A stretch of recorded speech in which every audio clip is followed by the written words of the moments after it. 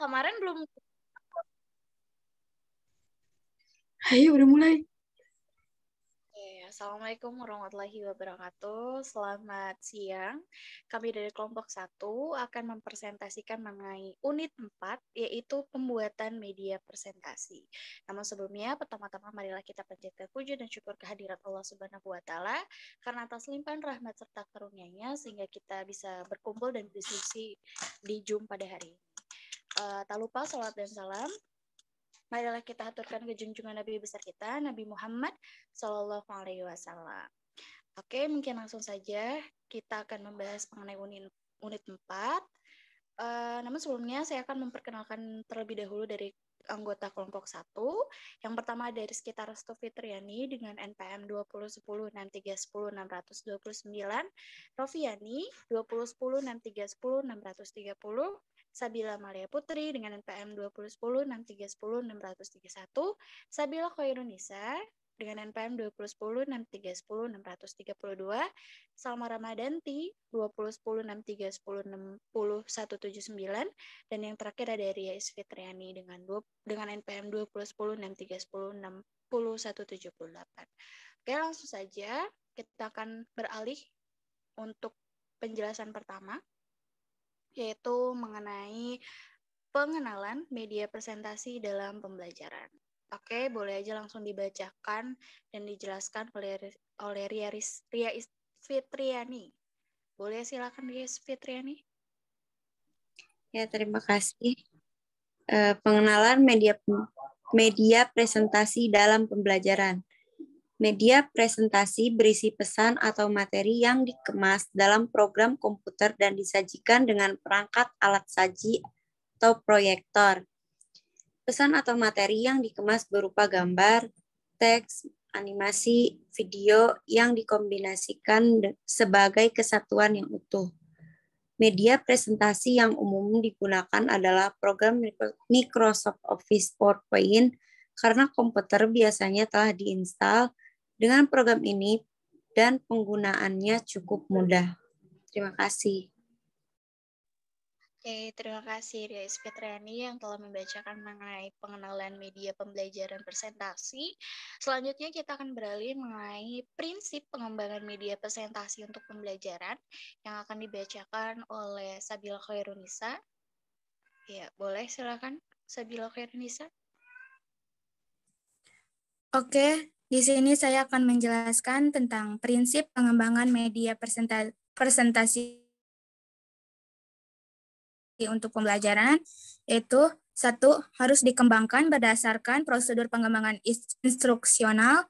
2. Media presentasi hanyalah alat bantu mengajar.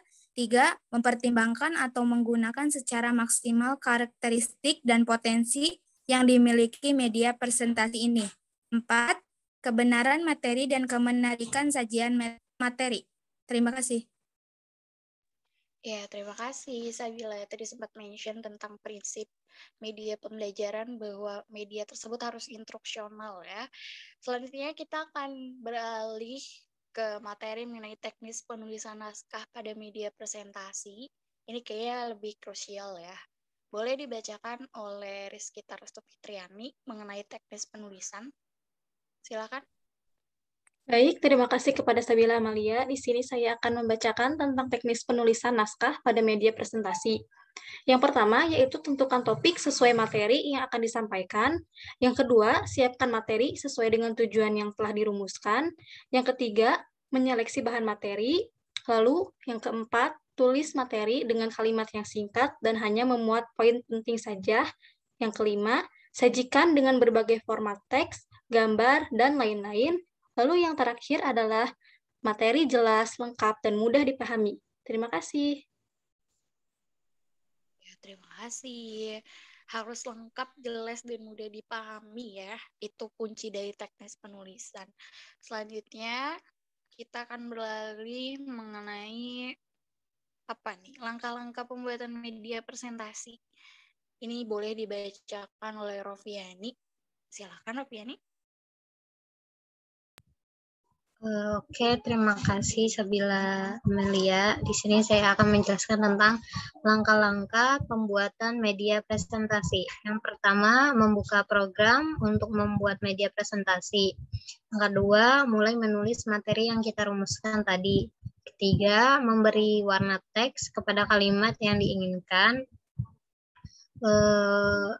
Membuat animasi teks, memberi background pada tampilan slide, memasukkan gambar dengan teknik insert jika ingin menambahkan gambar.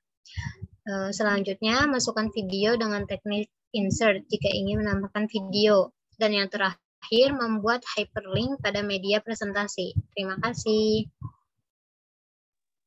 Oke, terima kasih. Itulah presentasi kami dan penjelasan mengenai... Oh, ada satu lagi ternyata. Tentang mengevaluasi program media presentasi. Ini juga terlibat dalam pembelajaran dalam presentasi. Boleh dijelaskan oleh Salma Ramadanti. Silakan. Oke, terima kasih Sabila Amalia. Di sini saya ingin mempresentasikan tentang mengevaluasi program media presentasi. Yang pertama, media presentasi yang dikembangkan untuk kepentingan pembelajaran terikat dengan tujuan yang terukur dan terkontrol. Yang kedua, media presentasi harus dikembangkan sesuai prinsip pengembangan instruksional. Yang ketiga, media presentasi dapat disesuaikan jenisnya dengan keadaan lapangan. Yang keempat, media presentasi PowerPoint tidak serba cocok dengan semua jenis dan tujuan pembelajaran. Guru harus tahu benar karakteristik media yang digunakan. Terima kasih. Sama-sama. Oke, terakhir.